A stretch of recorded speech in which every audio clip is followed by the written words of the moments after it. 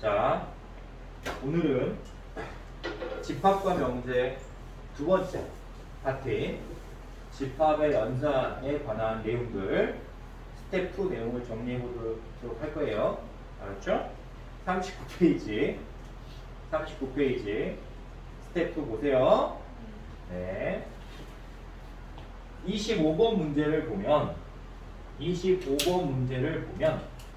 우리가 전체 집합은 실수라고 했고 그 전체 집합의 두 부분 집합을 조건 제시법으로 A와 B로 표현되어 있죠.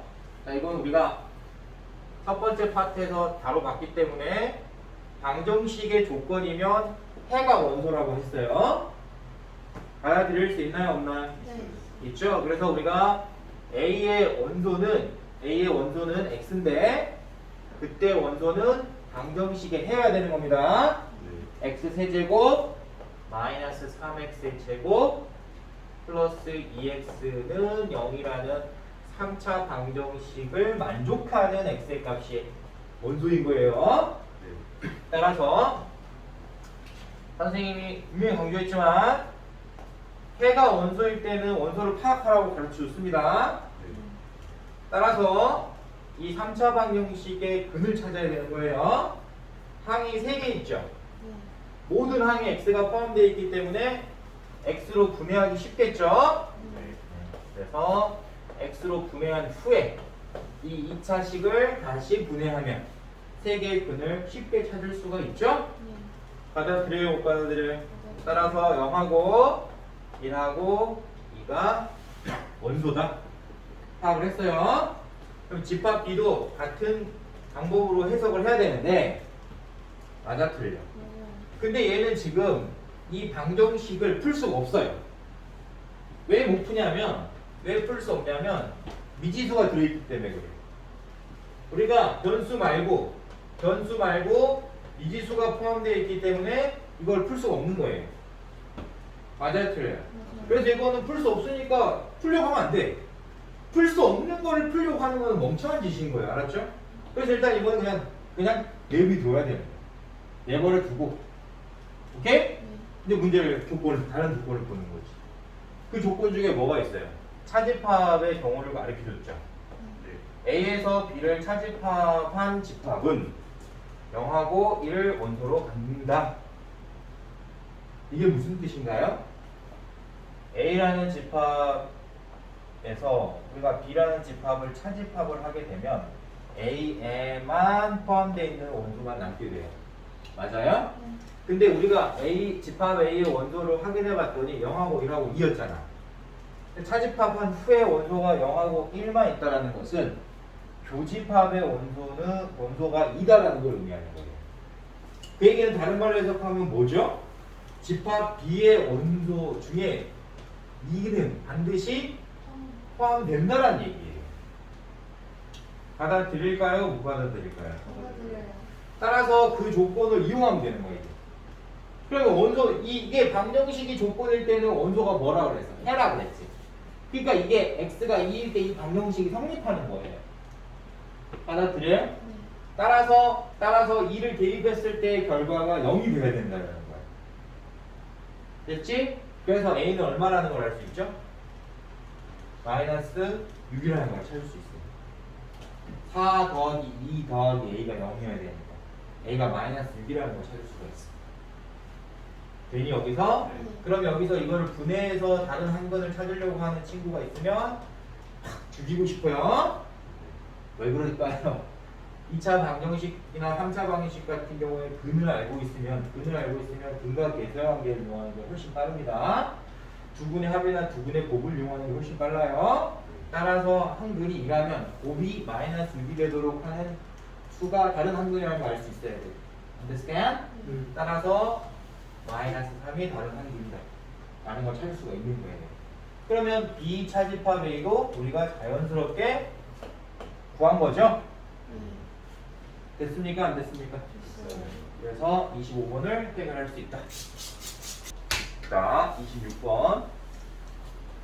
26번을 보면 전체 집합이 자연수로 이루어져 있는 집합이고 그 자연수의 부분집합 A를 지금 찾는 거예요. 근데 A는 원소가 4개 있다고 그랬고 모든 원소의 합이 21이라고 그랬어요. 그럼 A를 우리가 어떻게 정하고 가는 게 좋죠?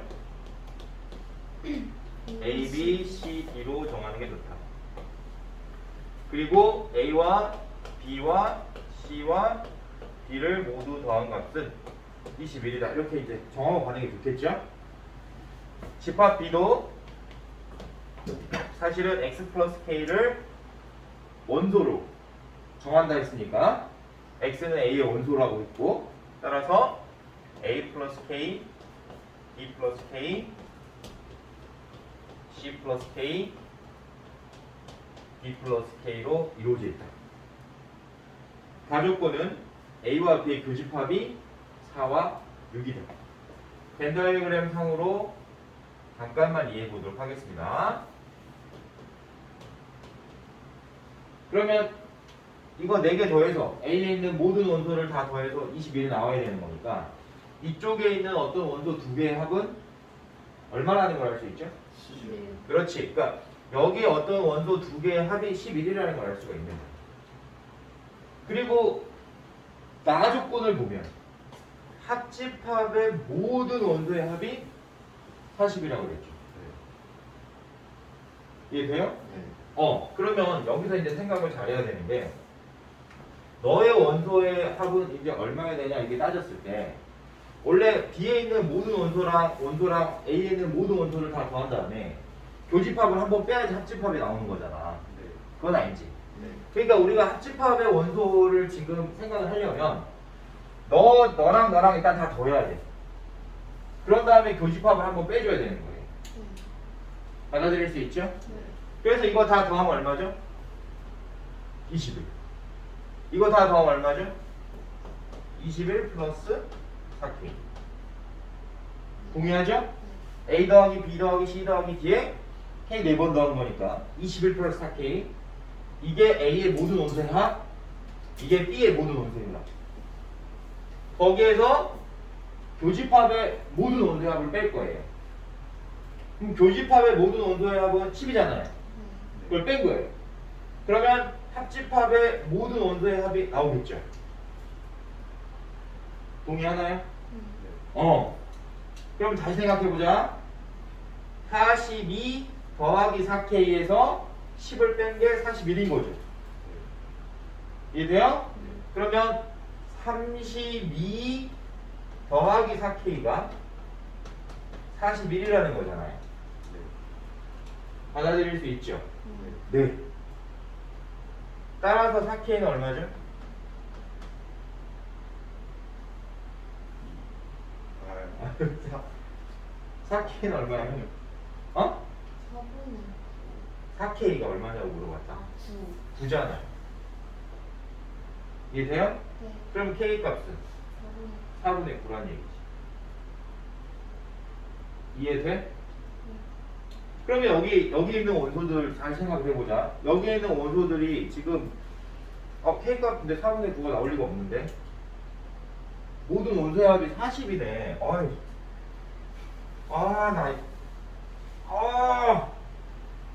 모든 원소의 합이 40이죠? 40이에요. 어쩐지 이게 계산이 이렇게 나오면 안 되잖아요. 왜냐하면 교집합에 4, 6이 들어있어야 되는데 K 값이 4분의 9면 교집합에 4, 6이 없는 거예요. 알겠죠? 우리 이거 수정하자. 그러면 얘가 4K가 얼마야 되지? 8이어야 되잖아. 따라서 K가 얼마라는 걸 찾은 거예요? 2라는 걸 찾은 거예요. 그러면 여기 있는 원소는 반드시 누가 있겠어 이제? K가 2니까 4하고 6, 여기에 4와 6이 들어있었고 A에 4, 6이 들어있었고 K에 들어있는, 그러니까 K가 2였으니까 B에 반드시 들어있어야 될 원소는 누구하고 누구야? 2, 3. 다시 우리 생각하자. 우리 친구가 너무 열정이 넘쳐가지고 그렇죠? 자, 여기에 4, 6이 있어요. 그러면 K가 2였으니까 여기 2를 더한 값은 B의 원소여야 되는 거야. 그러니까 B의 원소는 반드시 6과 8은 있다는 얘기예요. 근데 교집합 중에 4도 있어야 되잖아요. 4 있어야 되죠. 받아들이죠? 네. 그리고 우리 아까 여기 세봤잖아.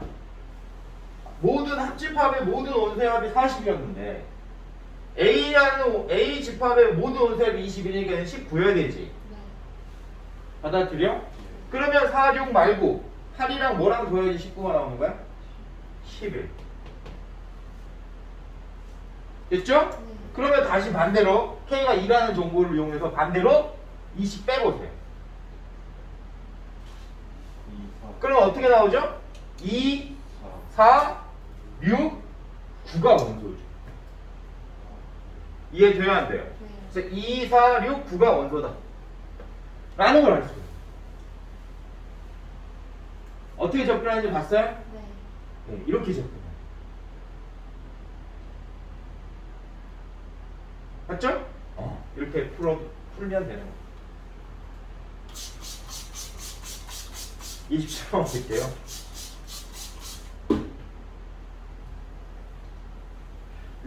갈게요. 자, A의 원소가 집합 A 원소가 마이너스 1과 2. 집합 B의 원소는 X인데 방정식으로 표현되어 있잖아요. 그죠? 자, 그러면 우리가 집합 B의 원소는 몇 개 있어요? 라고 이제 물어보잖아. 그러면 이 방정식이 여러분들이 이 방정식이 습관적으로 여러분들 이 방정식이 몇 차 방정식이에요? 라고 물어보면 대부분의 친구들이 습관적으로 1차라고 대답을 하는 거예요. X가 보이니까. X가 1차니까. 그지? 근데 그렇게 대답하면 안 된다 했어요. 선생님이 여러분들한테 예전에 설명을 할 때 몇 차 방정식이야? 라고 질문을 던졌어요. 그럼 여러분들은 1차 방정식이다 라고 대답을 할 거 아니에요. 선생님이 틀렸다 했단 말이에요. 왜 틀렸다고 했죠? 얘가 1차가 되려면 X에 관한 1차 방정식이 되려면 A가 0이 아니어야 돼요. A가 0이면 얘는 1차가 아닌 거예요. 그러니까 애초에 질문을 여러분들한테 야, 너 몇 차 방정식이야? 이렇게 물어보면 1차 방정식이야 라고 대답하면 안 됐었다는 거지. A가 0이 아닐 때 X에 대한 1차 방정식이에요 라고 말했어야 돼요. 자, 이걸 생각을 해보자. 그러면 얘는 몇 차 방정식이에요? M이 1이 아닐 때. M이 1이 아닐 때 1차 방정식이 되는 거야. 맞지? 근데 우리가 얘를 우리가 방정식이라고만 말을 했지 1차 방정식이라고 말한 건 없잖아요. 그쵸? 그러니까 내가 얘를 1차라고 단정 지으면 안 된다는 거지. 받아들여? 따라서 M이 1인 경우와 M이 1이 아닌 경우로 B를 바라봐야 된다. 그러면 M이 1이면 이 방정식이 성립해야 하네요. 하지 않지. M이 1이면 X는 소거되고 좌변의 값은 1이고 우변의 값은 0이잖아요. 등식이 성립하지 않기 때문에 해가 없지. 이 등식을 만족하는 X의 값이 존재하지 않기 때문에 B의 원소는 하나도 없어야 되는 거야. 조건을 만족하는 X가 존재하지 않아서. 따라서 M이 1이면 집합 B는 공집합이 되는 거고, M이 1이 아니면 집합 B는 이 1차 방정식의 해가 되는 거예요. 따라서 M-1분의 -1이 집합 B의 원소인 거예요. 1차 방정식의 해가 원소해야 되는 거예요. 받아들일 수 있죠? 그러면 이걸 보고 난 다음에 우리는 부분 집합 관계가 성립함을 따져야 되는 거예요. 알겠지? 자, B가 A의 부분 집합이 되냐고 이제 물어본 거 돼야 된다고 얘기했잖아요. 따라서 공집합일 때 B가 공집합일 때 부분 집합 돼야 안 돼요? 당연히 되겠지. 그치? 따라서 성립이잖아. B가 공집합일 때 성립했죠. 그쵸? 이걸 만족하는 m의 값이라고 했으니까 성립할 때 m의 값을 찾으라는 거야. 그러니까 m이 1일 때 찾은 거죠? 찾은 거예요? 그럼 m이 1이 아니야. 그러면 얘가 원소해야 되는 거니까 b의 원소는 n-1분의 -1이어야 되는데 이 원소가 a에 속해야 되잖아. 맞아 틀려? 맞아요. 근데 a의 원소가 -1이나 2라고 그랬잖아. 그러니까 이 값이 -1이거나 2인 경우에 해당된다는 걸 알 수가 있는 거예요. 그러면 이 값이 -1이 되려면 n-1이 1이어야 되죠. 그래서 m이 몇인 경우를 찾을 수 있다? 2인 경우를 찾을 수 있다. 이 값이 2가 되려면 이 값이 2가 되려면 이 값이 -2분의 1이어야 돼요. 되겠죠? 그럼 이 값이 -2분의 1이 되려면 m은 2분의 1이어야 돼요. 이해되죠? 따라서 이 관계를 성립하게 만들어주는 m의 값은 3개 있다. 그런 m의 값을 모두 더하면 얼마냐 이렇게 물어보면 2분의 7 이 정답이 됩니다. 되겠죠? 네. 28번 보도록 할게요.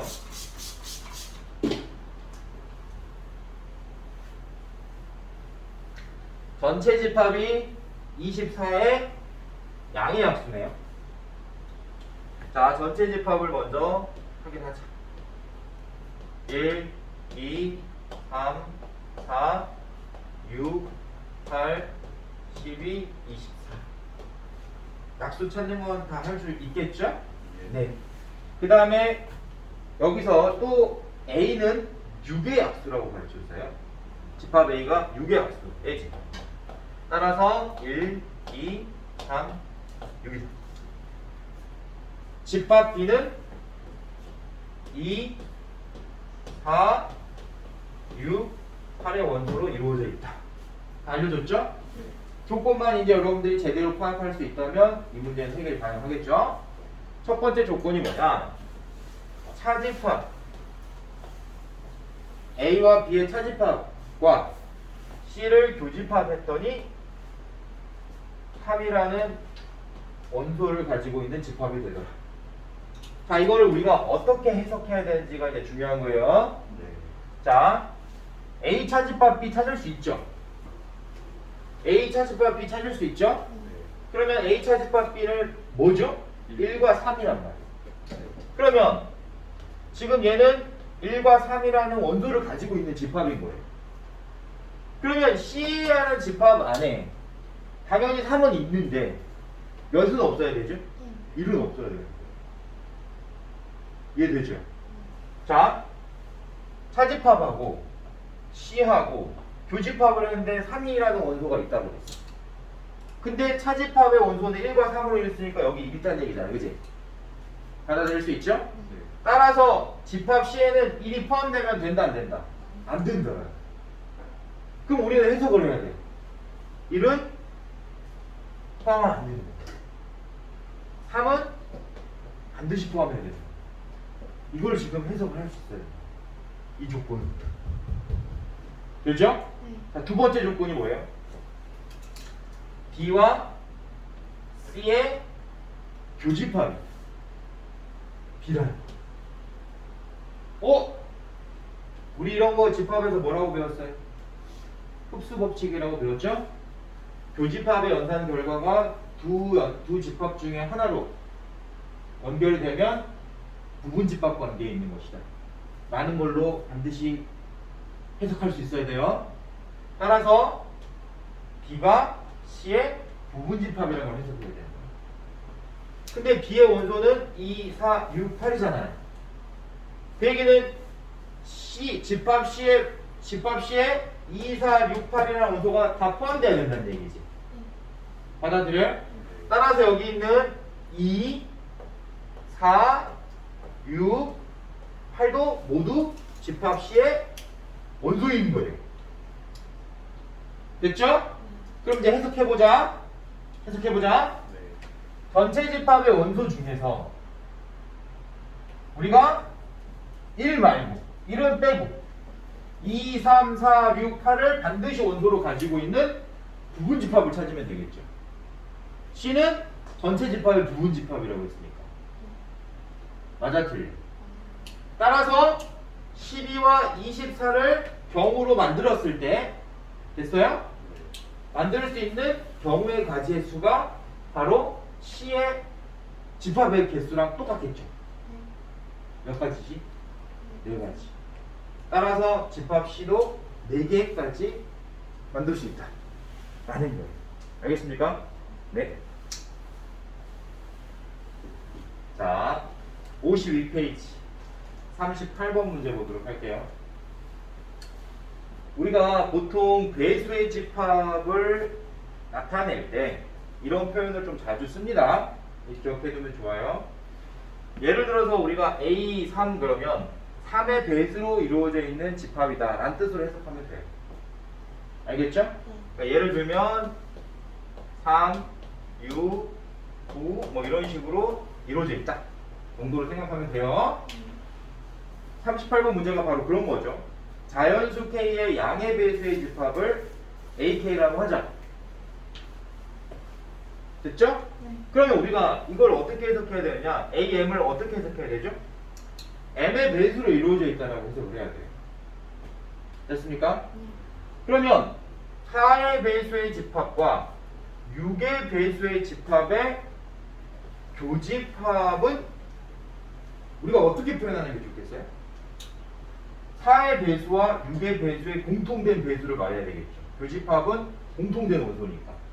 그래서 우리가 이걸 해석을 하면 어떻게 해석해야 되느냐? 4와 6의 공배수라고 해석해야 돼요. 받아들일 수 있어요? 4의 배수의 집합과 6의 배수의 집합의 교집합은 4와 6의 공배수로 이루어져 있는 집합인 거예요. 그럼 우리가 공배수를 찾을 때 뭘 찾으면 되죠? 최소 공배수를 찾으면 돼요. 최소 공배수의 배수가 공배수. 이해되지? 네.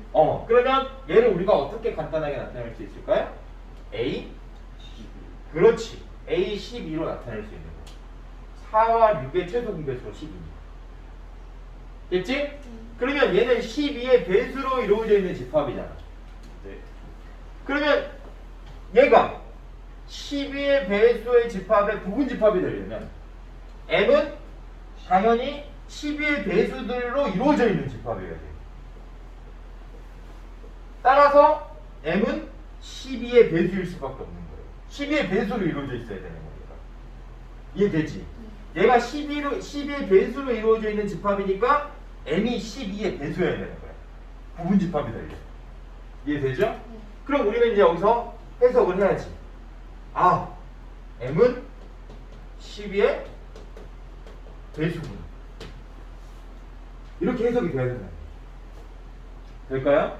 자, 두 번째 조건도 해석해 봅시다. 두 번째 조건은 뭐였냐?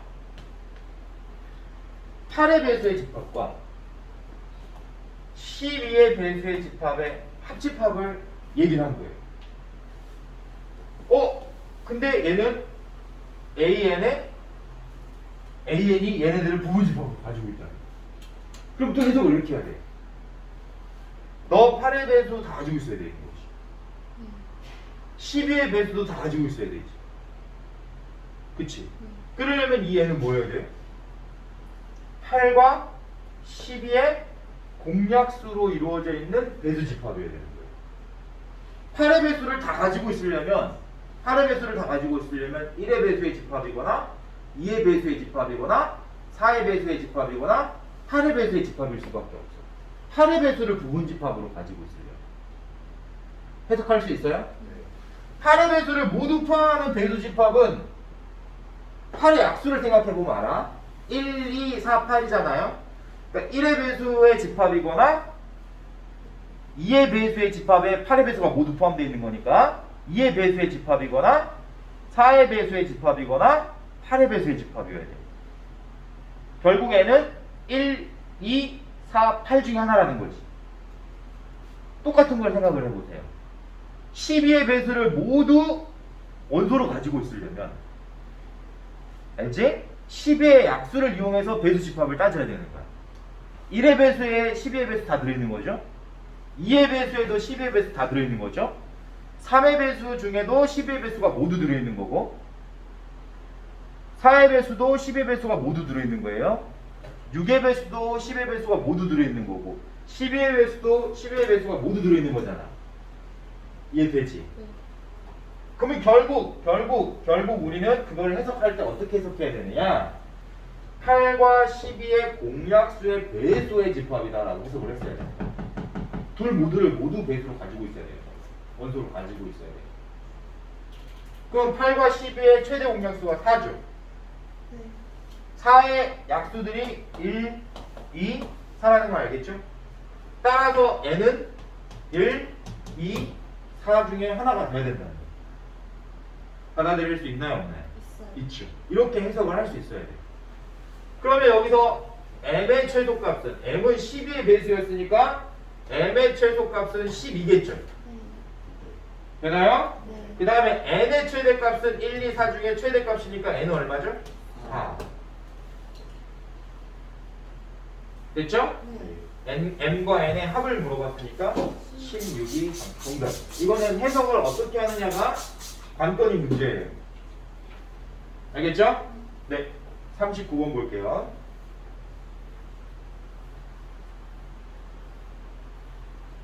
전체 집합의 세 부분 집합 A, B, C에 대하여 지금 이런 연산기호 있죠? 이런 거 나오면 대부분 친구들이 그냥 안 풀려고 해요. 그러면 안 돼요. 이런 거 나오면 거의 다 대입법이라고 생각해야 되는 겁니다. 자, 보세요. 이거는 연산기호니까 이 연산기호 앞쪽에 있는 부분을 뭐라 그래야 되냐면 전항. 앞쪽에 있는 항. 이해되죠?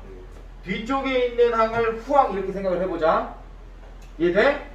그러면 이 연산기호는 우리가 어떻게 연산하라는 약속인 거냐라고 물어보면 여기서는 앞쪽에 있는 항을 우리가 A라고 하고 뒤에 있는 항을 B라고 가정했을 때죠. 어떻게 연산하라고 한 거죠? A에서 B를 차집합한 거랑 B에서 A를 차집합한 거를 합집합한 연산을 지금 얘기해라 이 말인 거예요. 그러면 우리가 앞에 어떤 게 있더라도 앞쪽에 있는 집합하고 뒤쪽에 있는 집합의 차집합과 뒤에 있는 집합과 앞쪽에 있는 집합의 차집합의 합집합으로 연산하려고 노력하면 되는 거야. 알겠지? 자, 한번 해보자. A의 여집합과 B의 여집합을 연산해보세요 라고 했단 말이에요. 그러면 이 연산 어떻게 되죠? 앞쪽에 있는 집합이 A 여집합이니까 A 여집합에서 B 여집합을 차집합한 거라 B 여집합에서 A 여집합을 차집합한 거를 합집합해라 이런 뜻인 거예요. 이게 A랑 B를 연산했을 때랑 똑같은 거야? 이렇게 물어본 거야. 이해돼요? 이게 성립하려면 같아야지 성립하는 거잖아. 그럼 눈으로 봤을 때는 이게 같은지 다른지 확인할 수 없잖아요. 그래서 실제로 연산해야 돼, 안 해야 돼? 해야 하니까. 실제로 연산을 해야 되는 거예요. 그럼 여러분들 이거 연산할 때 벤다그램 이용하던가, 알았어? 아니면 간단히 하던가 둘 중에 하나를 해야 되는 거야. 선생님은 간단히 하는 거를 추천해 보도록 하겠습니다. 알겠죠? 차집합 대신에 우리가 연산할 때 차집합은 안 쓴다고 그랬어요. 차집합 기호 대신에 교집합과 여집합을 사용해요. 받아들일 수 있어요? 그러면 뒤에 있는 집합이 B의 여집합이었으니까 B의 여집합 여집합으로 표현이 가능하겠죠? 그러면 얘는 다시 A 여집합과 교집합 B를 말하는 거예요. B의 여집합 여집합이 B니까. 됐어? 그럼 이 부분 뭐처럼 해석되겠어요? 그렇지. 교집합과 여집합이 존재한다는 것은 교집합이 없는 쪽에서, 아니 여집합이 없는 쪽에서 여집합이 있는 쪽에 차집합을 의미하겠지. 그러니까 결국 내가 너를 간단히 해봤더니 B 차집합 A 되는 거야. 그럼 얘는 반대로 돼 있으니까, 그치? 당연히 A 차집합 B겠죠. 이 정도는 추론할 수 있잖아요. 맞죠? 네. 그러면 우리가 합집합은 연산 법칙 중에 잘 들어. 연산 법칙 중에 합집합은 교환 법칙이 성립해 안 해? 하는 거야. 교집합하고 합집합은 연산 법칙 중에 교환 법칙이 성립하는 거예요. 그러니까 얘네들이 교환해도 되는 거 안 되는 거야? 왜요? 되는 거야. 그럼 결국 얘랑 똑같은 거 안 똑같은 거예요? 똑같은 거예요. 됐죠? 자, 선생님이 벤다이그램으로 생각할 수 있지만 왜 선생님이 얘는 연산 법칙을 쓴 거지? 여집합하고 차집합 다 따지려고 그러면 벤다이그램 상에서 좀 힘들 수 있잖아요. 그죠? 근데 차라리 차집합 대신에 교집합의 여집합을 사용해서 항 두 개밖에 없으니까. 그제? 항이 두 개밖에 없으니까 차라리 연산 법칙 쓰는 게 여기서는 더 빠를 수 있겠다 라고 판단하는 거야. 알았지?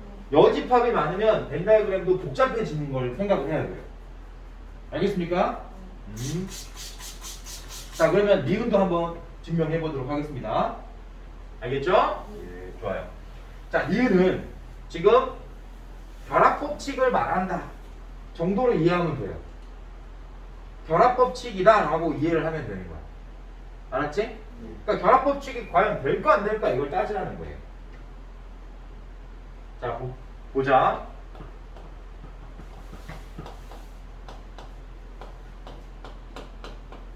정리를 해보도록 할 거예요. 편하게 정리할 거야. 이 부분 뭐라고 그랬어요?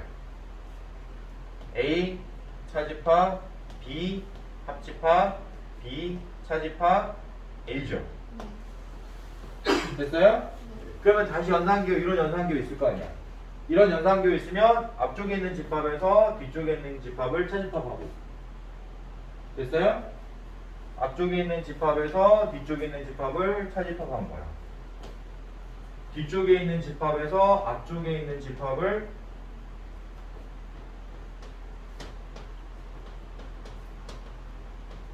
차집합한 거를 합집합해라 이런 말이겠죠. 이거 이해돼요 안 돼요? 네. 되겠죠. 그러면 이거 지금 이거 다시 다 정리하려면 어떻게 돼? 엄청 빡치지. 네. 그러니까 이럴 때는 뭐 하는 거야? 연습판 많이 안 보이니까 벤다그램 쓰는 거예요. 연습판 많이 안 보이잖아. 그럼 선생님 벤다그램 만들어 볼게. 자, A, B, C 생각할 수 있겠어요? 네. A 차집합 B는 당연히 여기야. 네. B 차집합 A는 여기에요. 교집합은 없는 거야. 그러면 그런 집합에서 C를 덜어내면, 그치? C가 아닌 부분을 고르라 그러면 이 부분일 거라는 게 확실하지. 네. 그러면 이제 이걸 한번 또 계산해 보자. 알았지? 네. 자, 벤다그램 또 그려. 똑같이 그리면 돼. 자, C에서 이번에는 C에서 방금 우리가 생각했던 이 부분을 덜어내는 거예요. 왜냐하면 그 부분이 아닌 걸 얘기해야 되는 거니까. 그러면 이 뒤에 있는 부분은 얘가 확실하지. 네. 그걸 합집합하라는 거야. 네. 그럼 걔를 합집합하면 벤다이그램 상에서 결과는 이렇게 되겠죠. 네. 그래. 근데 이걸 다 정리하려고 하면 어떻게 돼요? 막 가는 거야. 그럼 이럴 때는 벤다그램 쓰는 게 훨씬 현명한 거죠. 이런 걸 알아요. 알았지? 네. 그러면 이런 방법을 사용해서 우변도 똑같이 정리를 해보는 거예요. 똑같은 방법으로 우변도 똑같이 정리를 해보는 거예요. 알겠습니까? 네. 자, 우변 똑같이 정리해 보도록 하겠습니다. 이번에는 가로의 위치가 B와 C의 연산에 있기 때문에 B와 C 연산을 먼저 하는 거예요. 그럼 이 연산을 하면 B 차집합 C와 C 차집합 B의 합집합으로 연산이 되겠죠? 네. 그러면 다시 이 연산을 해야 되는 거니까 A 차집합 너랑 이해돼요? 네. B 차집합 C와 C 차집합 B의 합집합의 연산에서 A를 차집합한 연산을 계산해야 되겠지. 이걸 합집합한 걸 얘기한 거 아니에요, 그죠? 네. 그럼 선생님 이런 거 있으면 어떻게 하라 그랬어? 정말. 그래, 벤다그램 쓰라 그랬단 말이야. 그러면 여기서도 일단 이거 먼저 계산해봐. 그럼 당연히 이 부분하고 이 부분이겠지. B와 C의 교집합 중에 B와 C의 교집합만 없는 거잖아. A에만 속해 있으면 그 부분을 또 다시 제거해야 되죠. 그럼 남는 게 여기잖아. 받아들일 수 있죠. 이 정도는 이제 빨리빨리 할 수 있죠. 그럼 다시 얘도 마찬가지로 이 부분하고 이 부분에서 A를 덜어내면 이 부분하고 이 부분만 남지. 그거 두 개 합집합을 해보세요. 그럼 얘랑 똑같이 돼야 안 돼요? 되죠. 그러면 우리가 이제 알아낸 거야. 이 연산은 결합법칙이 성립한다 안 한다? 한다. 저 연산은 결합법칙이 성립한다는 걸 알아버린 거예요. 선생님이 아무 때나 연산법칙 쓰는 게 아니다. 알았지? 벤다이그램 쓸 때는 벤다이그램 써야 돼요. 좋습니다. 자, 그러면 이제 니은을 알았잖아. 결합법칙이 된다는 걸 알았잖아. 디귿은 그걸 이용해야 되는 거야. 자, 디귿은 걔를 이용할 거예요. 결합법칙이 된다는 거 알았지? 니은에서. 그러면 얘는 이렇게 계산해도 되는 거예요. A와 A를 먼저 연산한 다음에 나중에 B랑 연산해도 되는 거야. 그러면 이걸 연산할 때 어떻게 되죠? A 차집합 A와 A 차집합 A를 합집합하게 되는 거죠. 맞아요, 틀려요? 그럼 얘는 무조건 공집합일 거 아니야. 그치? 따라서 얘는 공집합이 되는 거야. 그럼 공집합하고 얘랑 연산할 때 어떻게 돼요? 공집합에서 B를 차집합한 거랑 B에서 공집합을 차집합한 거랑 합집합해야 될 거 아니에요. 그럼 얘는 무조건 공집합이죠? 원소가 없는 집합이니까 차집합도 당연히 공집합이어야 되겠지? 원소가 없으니까 그냥 얘는 B지. 받아들여 못 받아들여? 따라서 이 연산 결과는 결합법칙을 이용해서 간단히 정리했더니 뭐가 나오더라? 근데 우변이 B라고 그랬잖아. 그러니까 성립하는 거 안 하는 거야? 하는 거야. 자, 디귿을 새로 풀려고 하는 사람은 멍청한 사람인 거예요. 우리가 니은을 정리했을 때 기억이나 니은을 이용해서 디귿을 가야 되는 거야. 보통 여러분들이 수능이나 모의고사에서 또는 내신에서도 마찬가지지만 기억, 니은, 디귿 이런 거 성립하는지 안 하는지 물어보는 문제들은 대부분이 구조가 앞쪽에 있는 것을 이용해서 그 다음 거를 증명하려고 노력합니다. 알았지? 앞쪽에서 우리가 이미 증명했던 부분들을 이용해서 정리하려고 노력해야지 쉽게 풀 수 있는 문제들이 많아. 알겠습니까? 좋습니다. 40번 갈게요.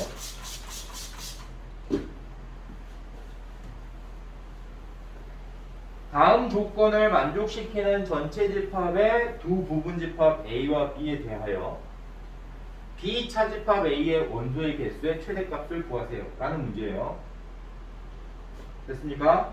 자, 가조건이 뭐냐? N 전체 집합 25다. 전체 집합의 원소의 개수가 25개라는 얘기입니다. 자, 나 조건은 뭐냐?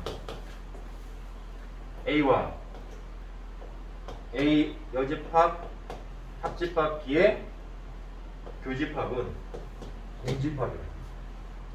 공집합이 아니라. 자, 이거는 좀 분석을 하고 할 필요가 있죠? 됐죠? 자, 이거 어떻게 할 거예요? 라고 그러면 벤다이그램 써도 되고, 우리 이런 거 분배 법칙을 할 수 있다는 거 이해하면 분배 법칙 해도 돼요. 선생님은 얘는 벤다이그램보다 분배 법칙이 더 쉬운 거니까 분배 법칙 쓰도록 하겠습니다. 그럼 분배 법칙은 뭐죠? A 교집합 A 여집합과 A 교집합 B의 합집합이죠. 근데 우리가 이 부분은 공집합이 되겠죠? A와 A 여집합의 교집합은 존재할 수가 없으니까 받아들여요? 따라서 공집합과 어떤 집합의 합집합은 당연히 이 어떤 집합이 될 수밖에 없는 것이죠? 그럼 결론 나 조건은 A와 B의 교집합이 공집합이 아니라는 거예요. 그 얘기는 뭐야? A와 B의 교집합이 존재한다는 얘기입니다. 알겠죠? 나를 우리가 해석을 할 때, 나 조건을 해석할 때 이렇게 간단히 정리한 다음에 해석을 해줘야 돼요. 알겠죠? 자, 그러면 다 조건은 뭐냐? A에서 B를 차집합한 원소의 개수가 11개 있다. 자, 이제 대답. 네. 자, 이제 우리가 드디어 가는 거예요. 이제 우리가 드디어 가는 거예요. 자, 우리가 보통 차집합 같은 경우에 원소의 개수를 차집합을 정의하면 어떻게 정의하는 게 맞냐면 A의 원소의 개수에서 교집합의 원소의 개수를 빼는 걸로 정의하면 돼요. 보세요. A 차집합 B는 이 부분이기 때문에 이 부분에 있는 원소의 개수를 셀 때는 A의 원소의 개수에서 교집합의 원소의 개수를 빼면 되는 거예요. 그러니까 차집합의 원소의 개수를 어떻게 계산하면 좋아요? 이렇게 계산하면 좋은 거예요. 되겠어요? 그럼 우리 생각을 해보자. 교집합의 원소의 개수가 지금 한 개 이상이라는 거야. 왜죠? 교집합이 공집합이 아니었으니까. 그럼 몇 개까지 될 수 있어요? 이 교집합의 원소의 개수는? 한 개보다 무조건 많아야 될 거고. 몇 개까지 될 수 있어요? 네?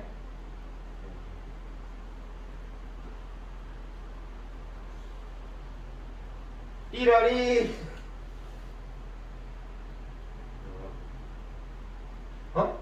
자, 생각을 해봐. 전체 집합이 25개란 말이야.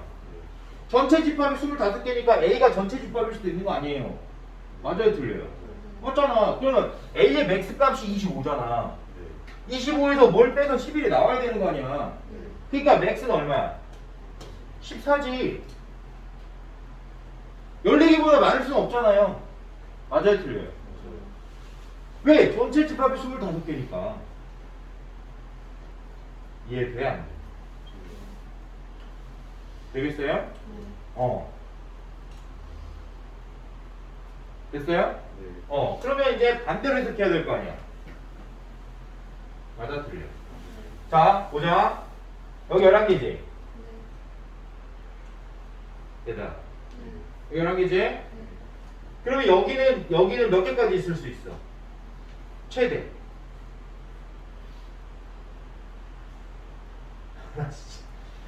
전체 집합이 25개예요. 여기에는 최대 원소 몇 개 존재할 수 있는 거야? 14개 존재할 수 있는 거야. 이해돼? B의 원소의 개수는 최대가 14야. 받아들여 못 받아들여? 이해돼요? 네. 그러니까 너는 최대치가 14에 최대를 구하라고 그랬지? 어떤 값의 최대를 구하랬어? B 차집합 A의 원소의 개수의 최대를 물어봤단 말이야. 얘기는 뭐야? B는 최대로 많고 교집합은 봐봐, 이거 빼기를 이해하면 안 돼요. 만약에 빼기를 이해하고 싶으면 교집합을 뺀다고 생각을 해야 되는 거야. 그러니까 선생님이 방금 정의 그대로 쓸 거야. B의 원소의 개수에서 A와 B의 교집합의 원소의 개수를 뺀 게 너의 값인 거래. 그러면 우리가 뺄셈을 했을 때 가장 큰 수가 나오려면 앞에 있는 건 최대고 뒤에 있는 건 최소해야 돼. 받아들여 못 받아들여? 받아들이지? 따라서 이 B 차집합 A의 결과의 최대가 되려면 너는 14고 너는 1이어야 돼. 얘는 최소가 1이고 얘는 최대가 14니까. 받아들이죠? 네. 그래서 결론부터 얘기를 하면 13이 답인 거예요. 알겠습니까? 이런 걸 생각할 수 있어야 된다, 없어야 된다? 있어야 한다. 자, 41번 마지막으로 보도록 하겠습니다. 선생님이 문장형 문제 중에서 언제 집합을 사용하면 좋습니까? 라고 질문을 던지면 사실 아무 때나 집합을 써도 되는 거야. 집합은 모임이니까. 알겠어요? 그래서 우리가 예를 들어서 뭔가를 모아야 되겠다라고 하면 다 그냥 집합인 거예요.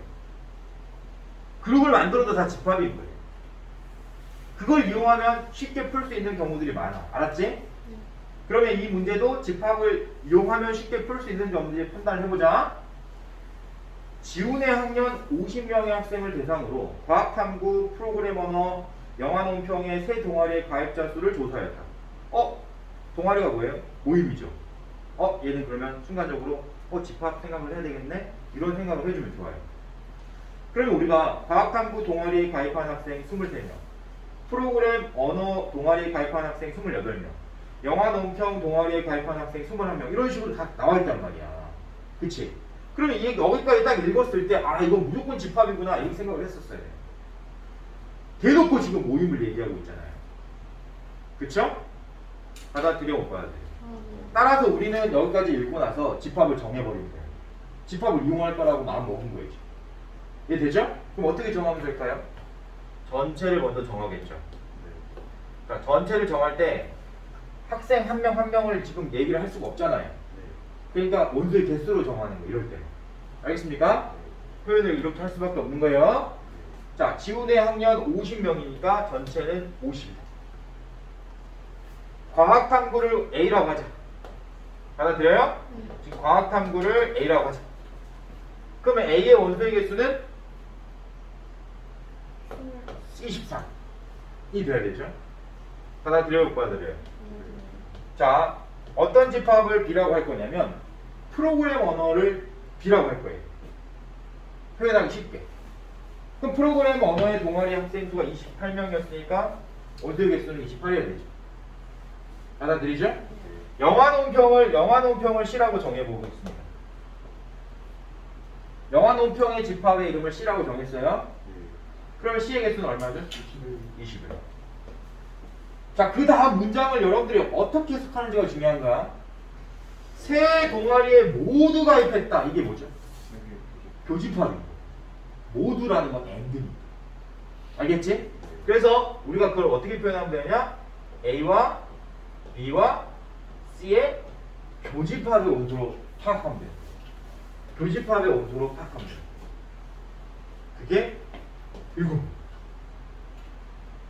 세 동아리 중 어느 동아리에도 가입하지 않은 학생을 우리가 집합을 어떻게 표현하면 돼요? 합집합의 여집합으로 파악하면 되는 겁니다. 알겠습니까? 그게 얼마다? 4명입니다. 자, 이제 봐. 이제 봐. 마지막에 물어보는 게 뭐야? 세 동아리 중 두 동아리에 가입한 학생 수를 구하시오 이렇게 있죠. 자, 여기서부터 여러분들이 판단을 내려야 돼. 나 연산법칙 쓸 거야? 아니, 벤다이어그램 쓸 거야. 생각을 해야 되는 거야. 선생님이 얘기했지만 집합의 포함관계라든가 그쵸? 뭔가를 연산하려고 할 때 벤다이어그램도 이용할 수 있다고 배웠지. 여집합이 좀 많으면 벤다이어그램 쓰는 게 조금 불리할 수 있다고 선생님이 그런 팁까지 알려줬잖아. 지금 여러분들이 봤을 때 여집합 많이 썼어요? 아니죠. 심플하게 합집합이 아닌 부분을 썼잖아요. 따라서 우리는 이걸 이렇게 생각하자. 벤다이어그램을 이용해 생각하자. 이렇게 해야 되는 거야. 그러면 벤다이어그램 그리는 요령도 선생님 다 알려줬죠? 어디서부터 채우라고 그랬어? 모두 중복되어 있는 교집합부터 채우라고 그랬어. 만약에 알고 있다. 모르면 그걸 문자를 쓰면 돼. 알고 있으니까 우리는 쓸 거야. 몇으로? 7로. 그러면 이제 우리가 구하고 싶은 부분은 어디죠? 두 동아리에 가입하고 있는 부분이니까 이 부분이나 이 부분이나 이 부분을 지금 말하는 거잖아요. 그걸 모르니까 우리는 미지수를 쓸 거야. 변수를 쓸 거야. 어떻게 쓰면 되죠? A, B, C로 이렇게 쓸 거야. 자, 이제 끝났다고 봐야 돼. 그러면 내가 얘는 뭐라고 해야 돼? 얘도 모르는데? 지금 정한 걸 가지고 써야 되는 거야. A의 원소의 개수가 23개라는 거 알았지? 그러면 이 부분이 A인 부분일 건데 A라고 여기를 생각하고 B라고 C라고 생각하면 이 부분이 A일 건데 A에는 지금 A 더하기 C 더하기 7이 있잖아요 이미. 받아들여? 따라서 이 부분에 있는 원소는 이제 뭐라고 표현하는 게 좋겠죠? 23에서 이걸 뺀 거라고 생각하는 게 좋겠죠. 이해돼요? 그렇게 표현하면 16-A-C로 표현할 수 있는 거예요. 동의할 수 있죠. 그러면 이 부분도 같은 원리에 의해서 뭐라고 표현할 수 있겠어요? 28에서 이만큼 빼는 거라고 생각할 수 있잖아. 그러니까 21-A-B로 생각할 수 있겠죠. 이 부분도 같은 원리에 의해서 21에서 7을 빼면 얼마죠? 14 B C로 표현할 수 있죠. 자, 근데 여기 봐봐. 합집합이 아닌 부분에 4개 원소가 있다는 것은 합집합에 여기 있는 원소들 다 더하면 얼마 나와야 된다는 얘기야. 그렇지. 전체 집합이 50개였으니까 얘가 4개면 나머지는 46이잖아요. 그래서 여기 너랑 다 더하면 얼마 나온다는 얘기야. 46 나온다. 그러면 진짜로 이제 다 더해볼 거야. 알았지? 자, 숫자 먼저 더해보자. 숫자 먼저 더해보자. 16, 21, 14, 7 더할 거예요. 동의하죠? 네. 자, 얘네들이 더하면 얼마죠? 30. 얘네들이 더하면 28. 그래서 얼마? 58. 됐죠? 네. 자, 문자 더해볼 거예요. 문자. 마이너스 A와 플러스 A 소구되죠? 마이너스 C와 플러스 C 소구되죠? 그러면 뭐뭐 남겠어요? 마이너스 A, 마이너스 B, 마이너스 C 이렇게 남겠죠. 받아들여요? 네. 얘가 얼마인 거야? 46. 여기 있는 거 다 더했습니다. 받아들이지? 네. 따라서 A 더하기 B 더하기 C는 이 부분 이항하면 그치? 얘 이항하고 A 더하기 B 더하기 C는 얼마 나와? 12. 이게 다 돼. 두 동아리에 가입한 학생은 두 동아리에만 가입한 학생은 A, B, C명입니다. 몇 명이냐고 물어봤으니까 A 더하기 B 더하기 C를 물어본 거잖아요. 받아들여요, 못 받아들여요? 이렇게 풀어라니. 근데 어줍잖게 대답. 네. 어줍잖게 합집합의 원소의 개수 찾으려고 막 하면은 이런 거 만들어내기 진짜 어렵습니다. 알겠어요? 네. 따라서 선생님이 뭐 아주 막 엄청난 공식은 아니야. 알았지? 근데 여집합 기호가 좀 많이 보이면 그걸 벤다이어그램으로 처리하는 게 좀 어려울 수 있어요. 그럴 때는 여집합 기호가 좀 많이 있을 때는 벤다이어그램 쓰지 말고 연산 법칙을 따라보고 여집합 별로 없네? 집합은 맥스로 3개까지 있을 건데 그럴 때 우리가 뭔가를 연산하고 싶으면 벤다이어그램 생각해보자. 이게 요령입니다. 팁이에요. 알았죠? 집합의 난이도 높은 문제를 해결하는 팁입니다. 자, 일단 이렇게 해서 우리는 집합 부분이 끝난 거예요. 다음 시간에는 명제 부분으로 만나도록 하겠습니다. 수고를 했어요.